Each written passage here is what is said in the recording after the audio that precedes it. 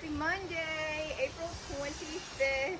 You guys, I don't even know how time flies so fast. It's crazy. But April 25th, here we are, getting our Monday started off right with an AMRAP in 20 minutes. Decent amount of time for 25 burpees and 15 body weight back squats, okay? If you have not had the pleasure of doing this one yet, as Brian would say, she's a doozy. So we want you to make sure you're getting the correct stimulus for this duration of 20 minutes, all right? So 25 burpees, ideally stays 25 burpees. You're gonna think those are easy compared to the back squats, just so you know. If you absolutely have to scale those, like if you just feel like you're just crawling through those, maybe scale back to 20, maybe 18. Try not to go less than 15 though today, okay? Even if you have to do maybe an elevated one for part of them and the rest of them for the full burpee. For the back squats, if you are doing body weight, you should be able to get at least 5 unbroken from the get-go. All right, so 5 unbroken body weight back squats. If you're not able to do that, maybe kick down the weight to 75% of your body weight and try to get at least 10 for those first couple of sets, okay? So scale accordingly. This is not something that you're just sitting there staring at the barbell or staring at the ground, okay? Try to get through those burpees, take a breath, and get on your back squat, okay? Trying to get that full depth with that chest up. All of our mechanics stay the same, but not forgetting to breathe, because whenever you're doing burpees right into this, it's going to be easy to forget to breathe. I know that sounds ridiculous. Make sure you are breathing on every single rep, okay? All right, so today you are going to need a foam roller. If you don't have a foam roller, I guess you could use a ball, but ideally you have a foam roller. So first thing we're going to do is you are going to take off on a run. You're going to run 200 meters forward, and then you're going to run 200 meters backward, okay? So 200 forward, 200 backward. Really fire those hamstrings, glutes, and even your calves. So go ahead and pause me now. Take off on your run. And we're back. All right, so your heart rate should be up. You should be ready to go. We're going to grab our roller. We're gonna get about 30 to 45 seconds of some glute rolls, and you're gonna cross your ankle. So you're going to get on one side. So I'm on my right side, right? I'm gonna cross my right ankle over my left leg, and then I'm just going to roll. So whatever feels sticky to you, okay? So if it's a little bit more outer glute, you can get there. I'm not gonna get into a bunch of technical things. If you need to kind of lean back a little bit more, hit that lower back, upper glute.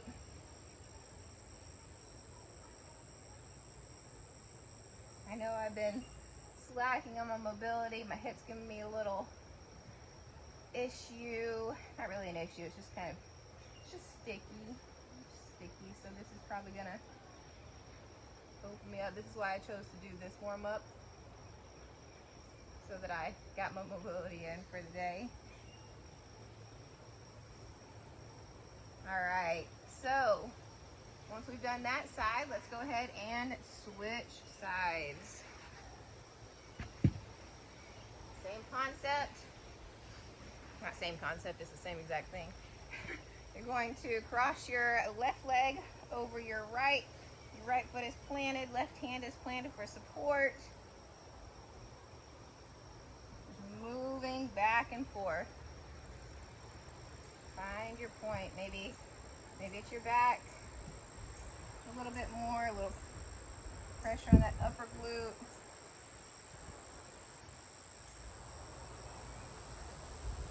That was amazing this morning.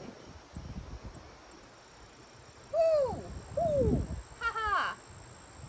That sticky point wasn't the sticky point I was talking about, but here we are. All right. Come out of that. For the most part, that's all you're going to need your roller for today. obviously more mobility is always extra bonus points.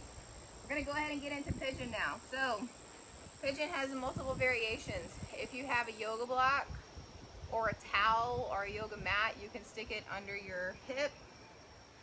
So I'm going to kick out my foot in front of me.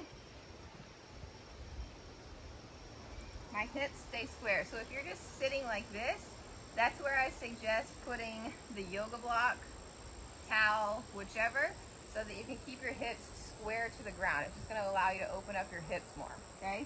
So you would stick it under this hip or glute back there. If this is all you've got in you today, perfect. If you feel it, stay right there. As this minute goes on, I like to work my way down. All right? Still not letting that hip go. I'm still staying square. My quad is on the ground.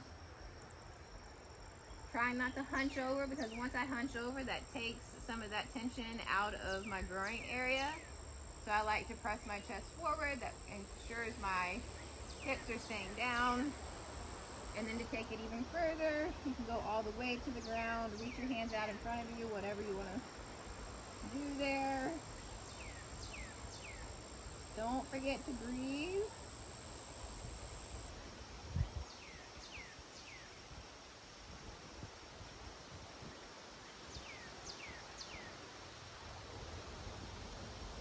About 10 more seconds.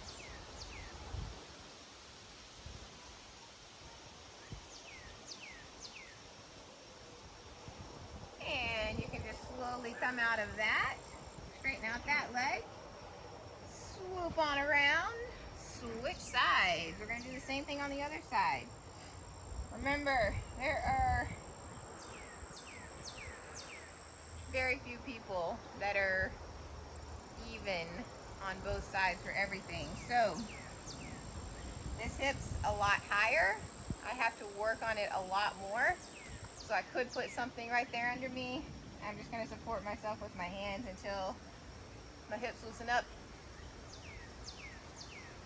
I think it's a debate in the yogi world whether your foot being down here or completely out.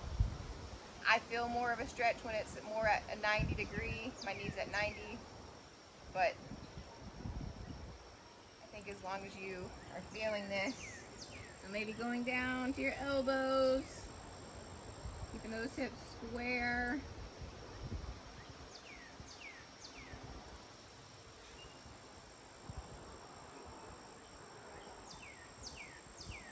Every time you exhale, try to get a little deeper into this.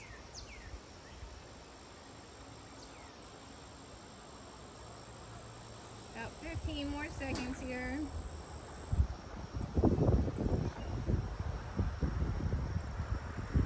Should have made Brian do this one with me. Just for his mobility.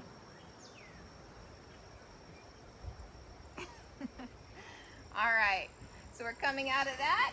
If you want to go ahead and stand up, shake everything out. We're now going to sit in the bottom of the squat.